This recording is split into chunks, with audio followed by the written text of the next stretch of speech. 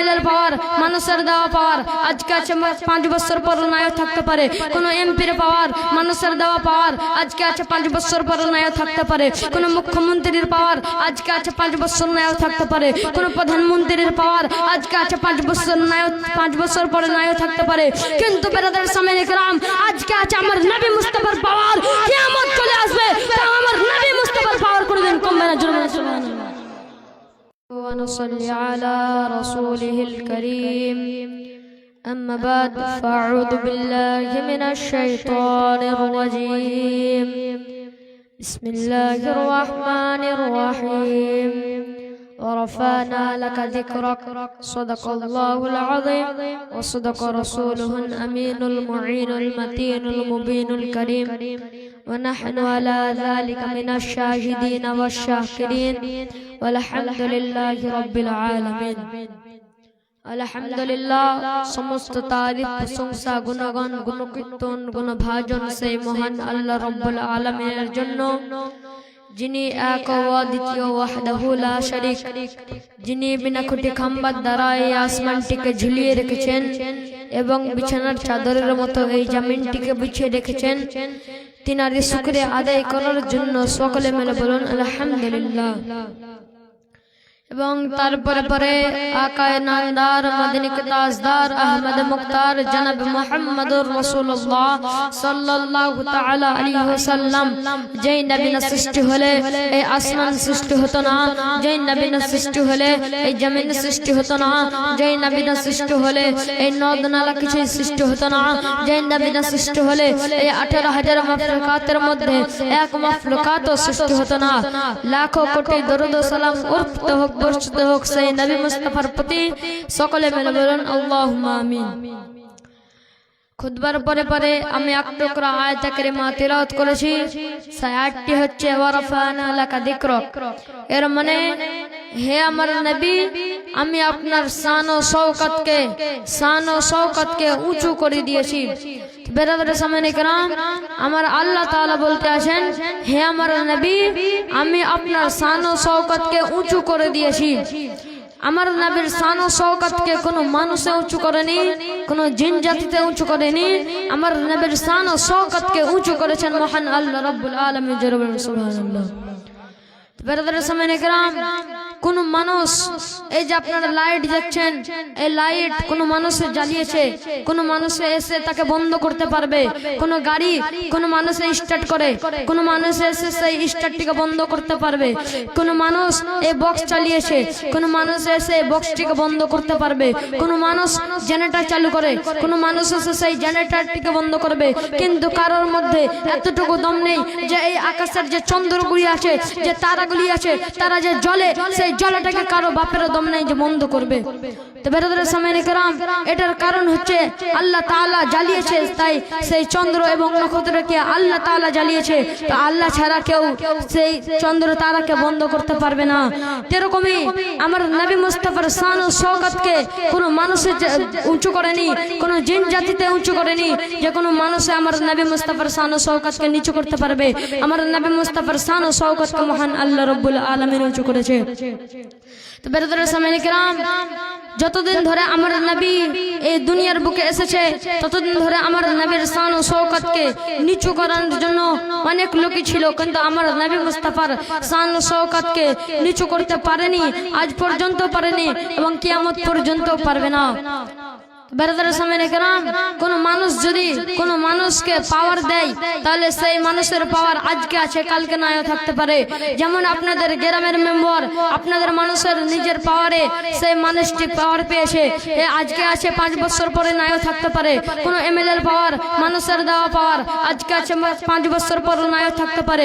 কোন এমপির পাওয়ার, মানুষের দেওয়া পাওয়ার আজকে আছে 5 বছর পরে নাও থাকতে পারে। কোন মুখ্যমন্ত্রীর পাওয়ার আজকে আছে 5 বছর নাও থাকতে পারে। কোন প্রধানমন্ত্রীর পাওয়ার আজকে আছে 5 বছর পরে নাও থাকতে পারে। কিন্তু বেরাদার সামনে کرام, আজকে আছে আমার নবী মুস্তাফার পাওয়ার। কিয়ামত চলে আসবে, আমার নবী মুস্তাফার পাওয়ার করে দিন। কমবে না, জোরে বলুন সুবহানাল্লাহ। বেরাদার সামনে کرام, আমার নবী মুস্তাফার পাওয়ারকে কেউ কমাতে পারেনি এবং কিয়ামত পর্যন্ত আমার নবী মুস্তাফার পাওয়ারকে কমাতে পারবে না। আমার নবী মুস্তাফার একজন চাচা ছিল, তার নাম আবু জেহেল। সে আবু জেহেল আমার নবী মুস্তাফার শান ও শওকতকে নিচু করানোর জন্য একদিন সে আবু জেহেল হাতের মধ্যে কোনো একটা জিনিস নিয়ে এসে আমার নবী মুস্তাফাকে বলছেন, এ মোহাম্মদ, তুমি যদি বলতে পারো আমার হাতের মুঠের মধ্যে কি আছে, তাহলে আমি তোমার কলেমা পড়ে মুসলমান হয়ে যাব। কিন্তু আমার নবী করিম সাল্লাল্লাহু তাআলা আলাইহি ওয়াসাল্লাম আগে থেকেই জানতো যে আবু জেহেল কোনোদিন আমার কলেমা পড়বে না।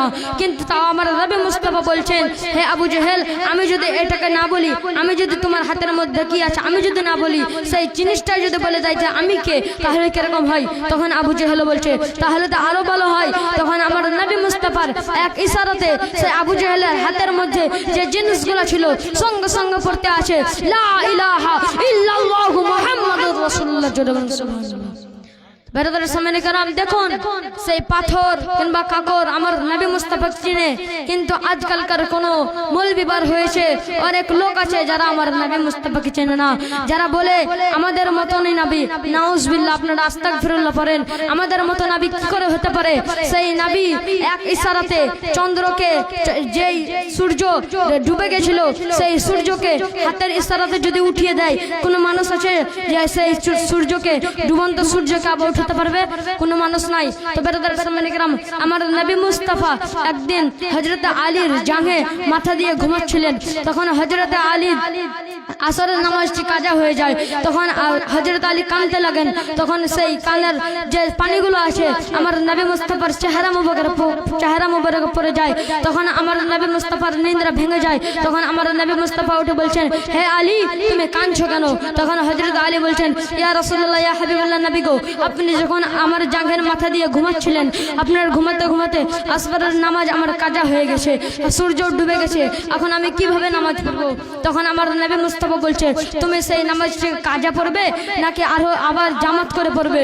তখন হযরত আলী বলছে, যদি আপনি না থাকতেন তাহলে আমি সেই নামাজটিকে কাজা পড়ে নিতাম, কিন্তু যেহেতু আপনি আছেন সেহেতু আমি জামাতের সহিত পড়বো। তো বেরাদার সামনে کرام, তখন আমার নবী মুস্তাফা পশ্চিম দিকে যেদিকে সূর্যটি ছিল সেই দিকে হাতের আঙ্গুল দিয়ে এমনি করে সামনে দিকে নিয়ে চলে গেল। তখন মনে মনে কি বললো, আল্লাহর এক হুকুমে সেই ডুবন্ত সূর্য আসরের আজান দেওয়ার সময় যেই জায়গাতে থাকে সেই জায়গাতে আবার পুরনোয় ফিরে চলে গেল। সুবহানাল্লাহ। তো বেরাদার সামনে کرام, দেখুন আমার নবীর পাওয়ার কতটা। হাতের এক ইশারাতে সূর্য আবার উঠে যায়, ডুবন্ত সূর্য আবার উঠে যায়। বেরাদার সামনে کرام, এবং একদিন নবী করিম সাল্লাল্লাহু আলাইহি ওয়াসাল্লাম একদিন আবু বকর সিদ্দিকের জাঙ্গে মাথা দিয়ে ঘুমাচ্ছিলেন।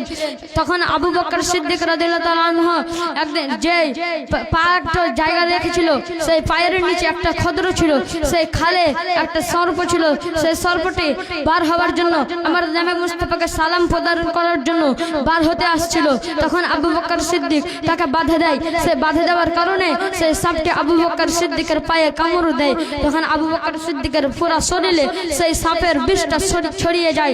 তখন আবু বকর সিদ্দিকের অনেক যন্ত্রণা হচ্ছিল, যে ভাবছিল যে কাঁদবো না, তাও চোখ থেকে পানি পড়ে গেল।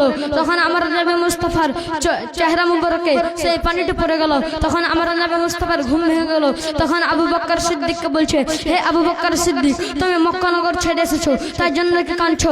তুমি তোমার মা বাবাকে ছেড়ে এসেছো, তাই জন্য কি কাঁদছো? তুমি তোমার ছেলেদেরকে ছেড়ে এসেছো, তাই জন্য কি কাঁদছো? তুমি তোমার ধন দৌলতকে ছেড়ে এসেছো, তাই জন্য কি কাঁদছো? তুমি তোমার আব্বা মাকে ছেড়ে এসেছো, তাই জন্য কি কাঁদছো? তুমি তোমার যত ধন দৌলত আছে সব মক্কা নগরে থেকে গেছে, আর তোমাকে মক্কা থেকে মদিনাতে হিজরত করতে হচ্ছে, তাই জন্য কি কাঁদছো? তখন আবু বকর সিদ্দিক বলছে, না ইয়া রাসূলুল্লাহ, ইয়া হাবিবাল্লাহ, আপনার পায়ের তলে আমি আমার যত কিছু আছে সবকে কুরবান করে দেবো, তাও এক ফোঁটা আমার চোখ থেকে পানি বেরোবে না। তখন আমার নবী মুস্তাফা বলছে, তাহলে কিসের জন্য তুমি কাঁদছো? তখন আবু বকর সিদ্দিক যত ঘটনা ছিল সেগুলো আমার নবী মুস্তাফা বললো। তখন আমার নবী মুস্তাফা বলছে যে কোন জায়গাতে সেই সাপটি কেটেছে তুমি আমাকে দেখাও।